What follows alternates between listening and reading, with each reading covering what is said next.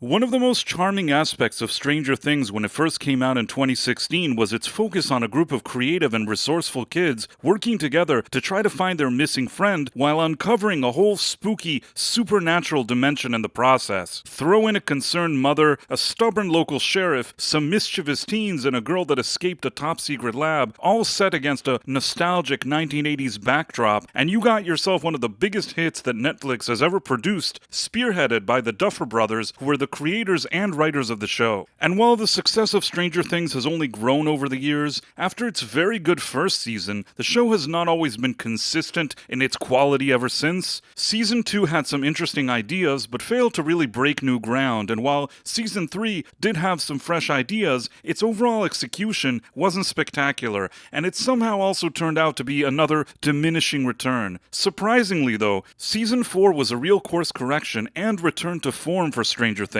fixing some mistakes it made in previous seasons while refocusing the story and finding purpose for all the main and supporting characters. So when it came to Season 5, I really had high hopes that this type of quality would continue and that the show also wouldn't become overly plagued by modern-day messaging, if you know what I mean. Unfortunately, I'm sad to report that to an extent, the show has ended up at least somewhat disappointing me on both fronts. Now in this video, I'm going to be discussing the general plot of Stranger Things Season 5 Volume 1, including spoilers, followed by my thoughts on it and my official score. And if you're new to my channel, or you've been watching my videos for a while now and haven't yet subscribed, please take a second to do that now, as it would really help an independent reviewer like myself. Do it. Stranger Things Season 5 Volume 1 takes place after a time jump from the events of Season 4, which isn't a bad idea on a writing level, although it still doesn't quite explain how these kids have supposedly only aged 4 years since the series began, yet they all look like they're in their 30s now. Anyhow, it turns out that the military has quarantined the entire town of Hawkins, Indiana, where nobody can leave, seemingly for their own safety. In reality, the military appear to be involved in shady activities, again, making trips into and outside of the Upside Down. And the full extended crew of kids, teens, and adults that were involved in the events of Season 4 are all back working together to make sure Vecna is really defeated and won't be coming back. Part of their strategy is to piggyback on the military trips into the Upside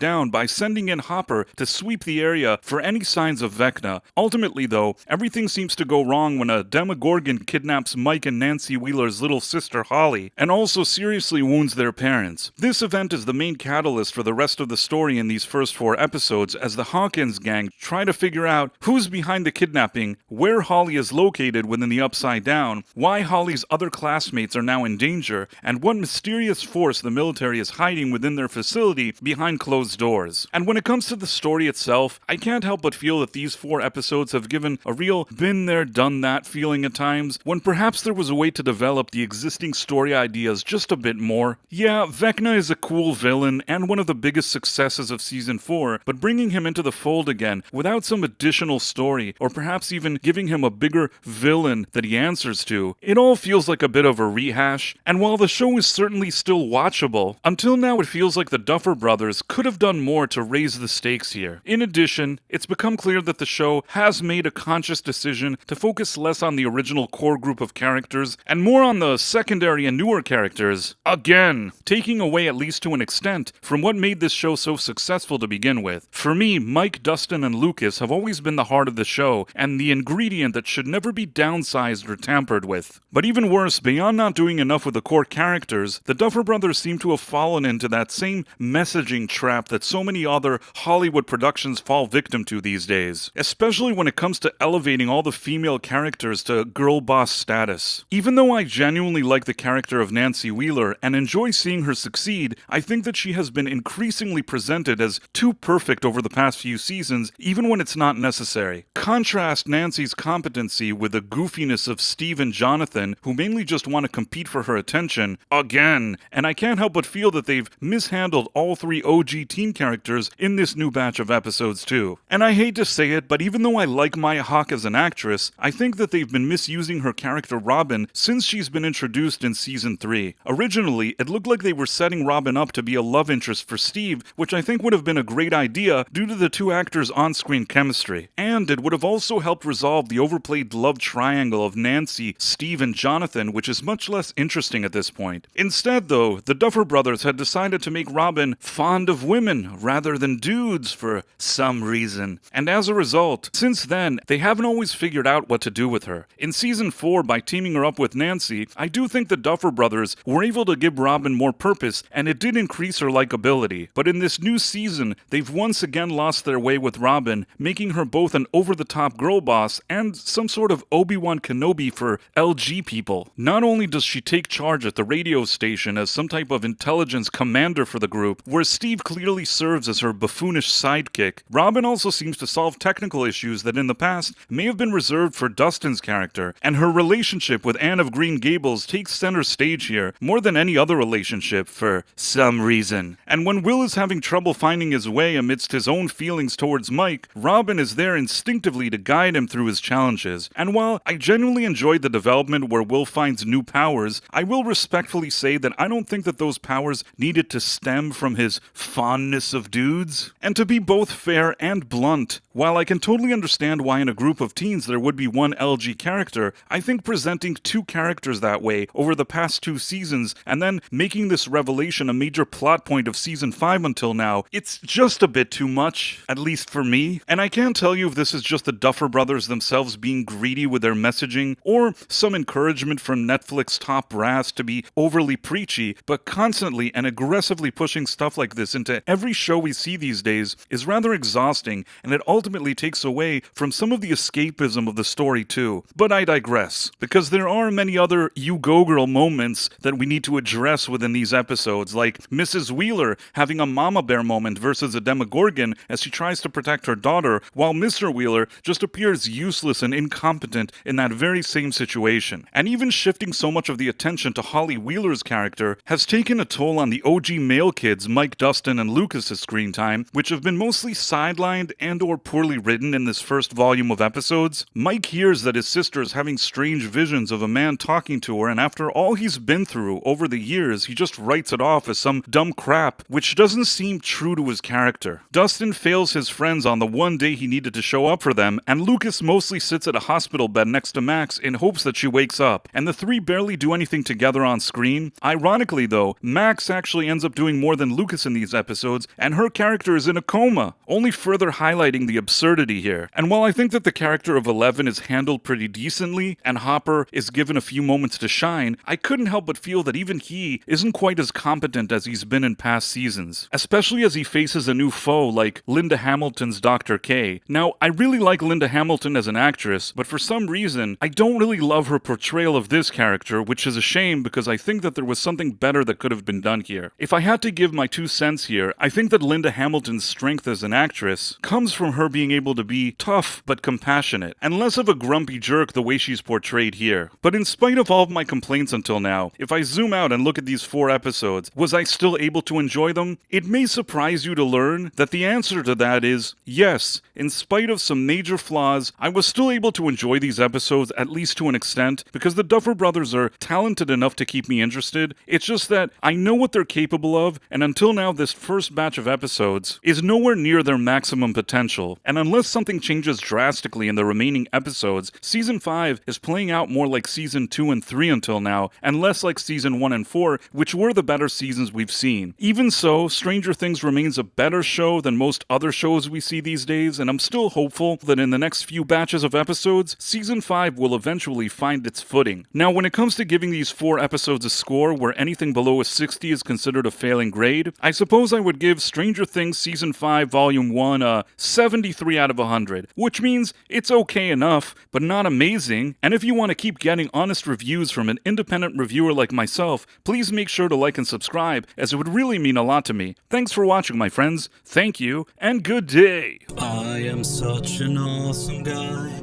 I make so many videos. Brum.